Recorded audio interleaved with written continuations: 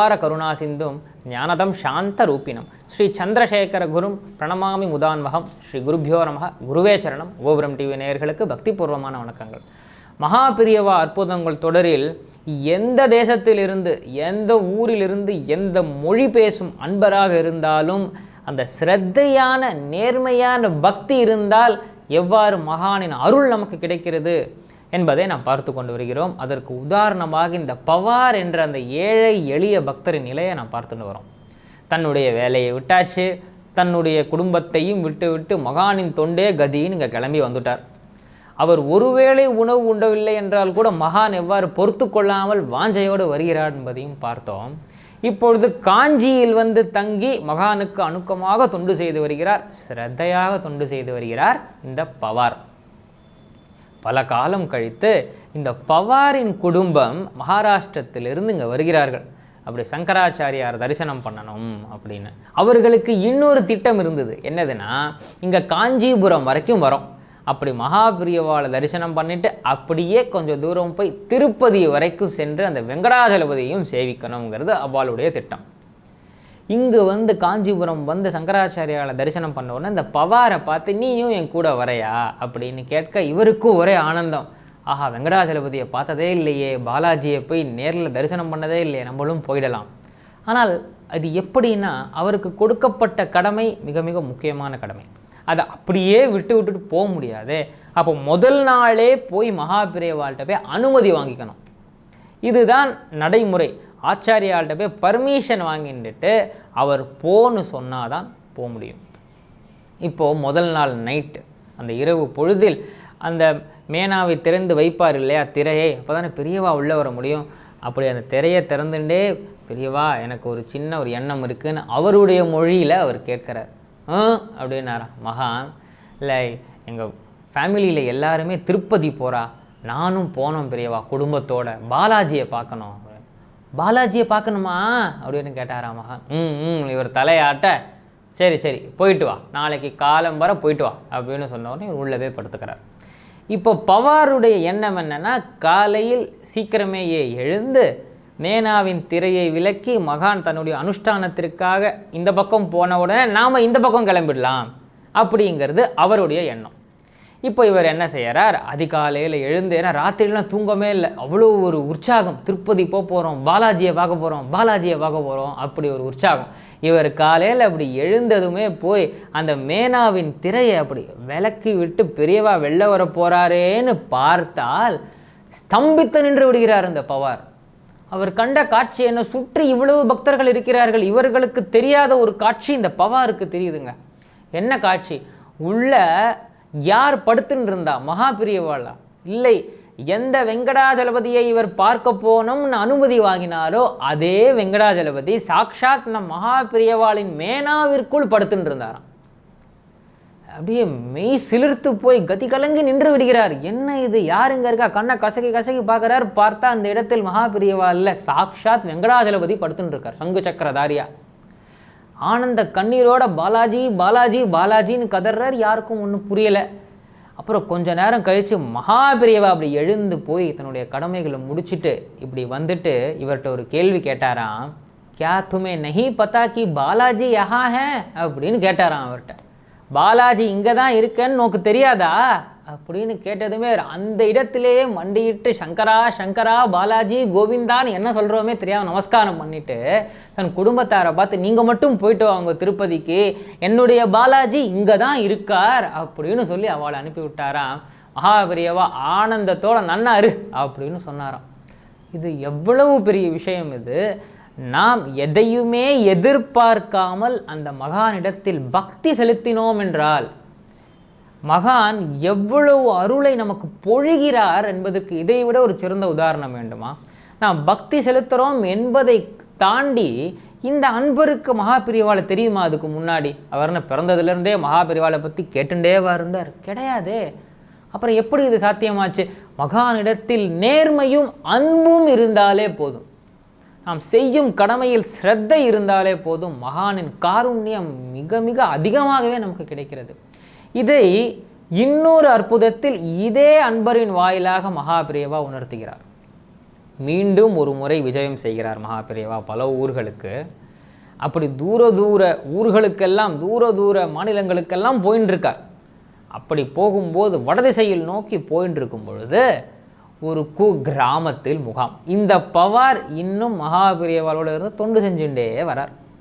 இந்த வெங்கடாஜலபதியாக தரிசனம் கொடுத்தாரே, அந்த அற்புதத்துக்கு அப்புறமா பல காலம் ஆயிடுத்து. ஆனாலும் தன்னுடைய சொந்த காரியமாக என்றுமே மகானை விட்டு அவர் பிரிந்ததே கிடையாது. அவ்வளவு பக்தி, அத்தியந்தமான பக்தி. இப்படி அவர் பக்தி பண்ணிகிட்டே இருக்கும்போது தன்னுடைய கடமையை விடாமல் செஞ்சுட்டே வரார். அப்படி போகும்பொழுது ஒரு நாள் என்ன ஆகுது, அதிகாலம் வரை எழுந்து விட்டார் மகான். எழுந்து விட்டு தன் அனுஷ்டானத்தை முடிச்சு விட்டு சந்திரமௌலீஸ்வர பூஜையை முடிச்சுட்டு எல்லாருக்கும் பிரசாதம்லாம் கொடுத்துட்டு எல்லாரும் எதிர்பார்க்காத சமயத்தில் திடீர்னு எழுந்து விருட்டுன்னு நடக்க ஆரம்பிச்சுட்டார். பெரியவாளுடைய நடையே பயங்கர வேகமாக இருக்கும். அந்த நடைக்கு ஈடு கொடுக்கணும்னா நாம் ஓடி போகணும். நீங்கள் பெரியவா நடக்கும்பொழுது அந்த காலத்தில் பார்த்தவா சொல்லுவா, பின்னாடி போகிறவா ஏதோ ஜாகிங் போகிற மாதிரி போயின்னு இருப்பா, ஆனால் பெரியவா நடந்துட்டு இருப்பார். பெரியவாளுடைய நடையில் அவ்வளோ வேகம் இருக்கும். அது சாதாரணமாக நடக்கும்போதே அப்படி இன்று ஒரு எண்ணமாக ஒரு குறிக்கோளாக விறுவிறுன்னு நடந்து போகிறார். நடந்து போய் கொஞ்ச நேரம் அப்படி நின்னவர் பின்னாடி பார்த்தா எல்லாரும் வரா. பெரியவா எங்கேயோ கிளம்பிட்டாரு, யாரும் வர வேண்டாம், அந்த பவாரை மட்டும் வர சொல்லு என் கூட அப்படின்னு சொல்லிட்டு அவர் போயிட்டார். இந்த பவார் எங்கேயோ நின்றுருக்கார் அந்த முகாமின் வாசலில். அவரை கூப்பிட்டு அவர் திடுன்னு ஓடி வரார் பெரியவா பின்னாடி. அந்த அடிக்கிறது வெயில், நல்ல வெயில்.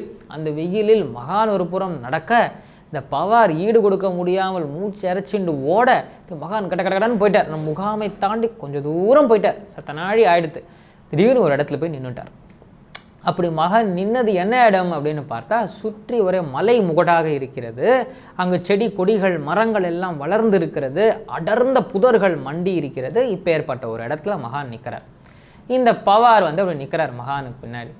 இதெல்லாம் சுத்தம் பண்ணு அப்படிங்கிற மாதிரி அவர் சிக்னல் கொடுக்க, அந்த புதர்கள் அந்த மண்டி இருந்த செடிகள்லாம் கையாலேயே விளக்குறார் இந்த பவார். பெரியவாளன் தன் கையாலே சிலதெல்லாம் தள்ளி விடுறாராம்.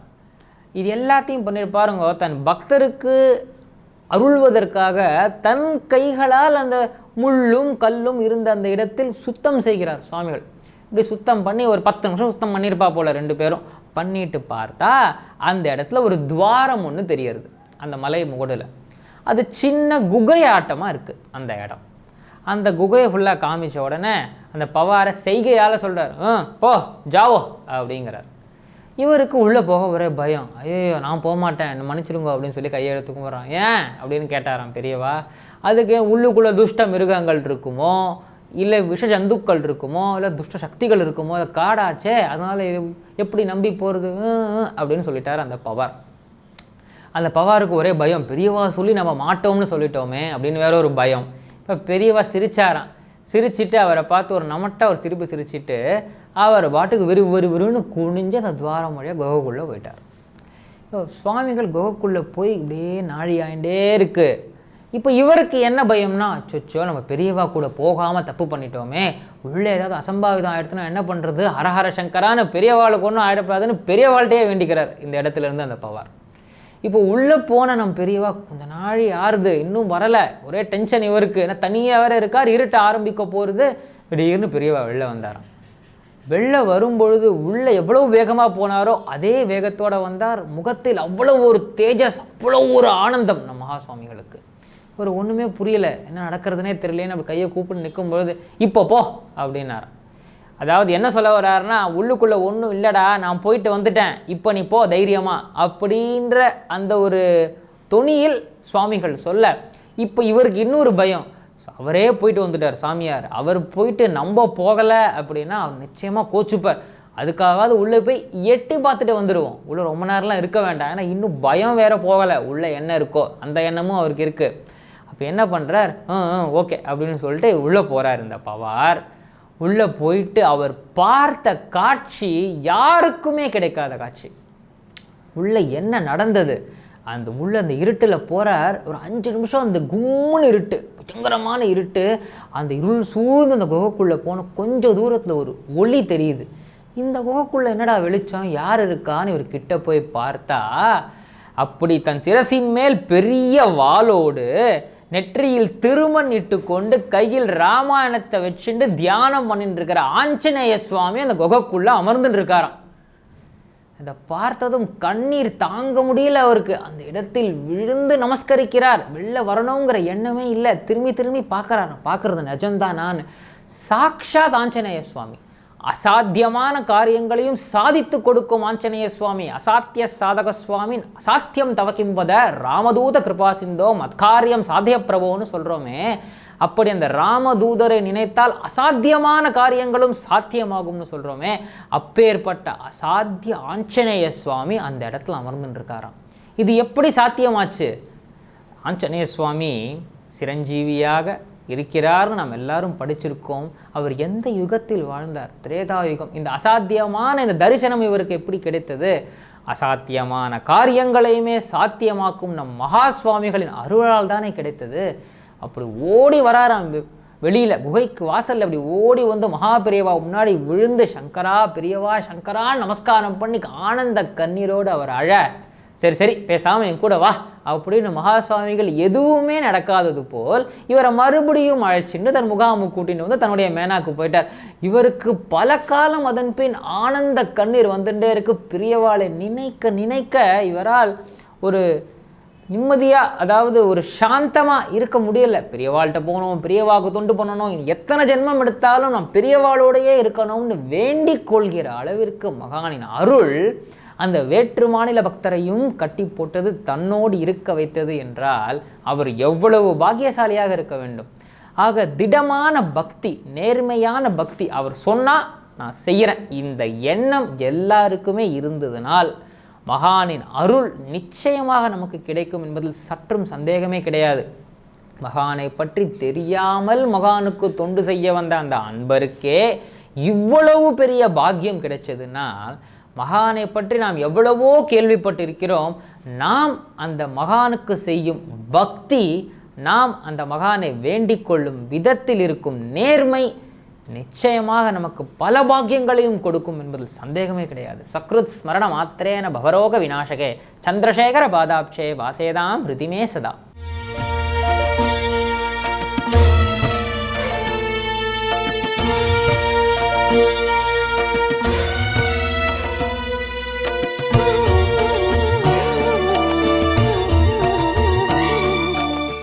விதம் விதமான பக்தி நிகழ்ச்சிகளை உங்களுக்காக தந்து கொண்டிருக்கிறது உங்கள் கோபுரம் டிவி. உங்களுக்கு பிடித்த நிகழ்ச்சிகளை லைக் செய்யுங்கள், உங்களுக்கு பிடித்த மாணவர்களுக்கு ஷேர் செய்யுங்கள். மேலும் சப்ஸ்கிரைப் செய்வதோடு மட்டுமல்லாது அருகில் இருக்கும் பெல் பட்டனை கிளிக் செய்து கோபுரம் டிவி நிகழ்ச்சிகளை உடனுக்குடன் தெரிந்து கொள்ளுங்கள். மற்றும் ஒரு மகிழ்ச்சியான செய்தி, கோபுரம் டிவி ஆப்பை கூகுள் பிளே ஸ்டோரில் ஃப்ரீ டவுன்லோட் செய்து கோபுரம் டிவி நிகழ்ச்சிகளை தொடர்ந்து கண்டுகளியுங்கள், பாருங்கள், ரசியுங்கள், பரவசமடையுங்கள். கோபுரம் டிவி.com. பக்தி பக்திமயம்.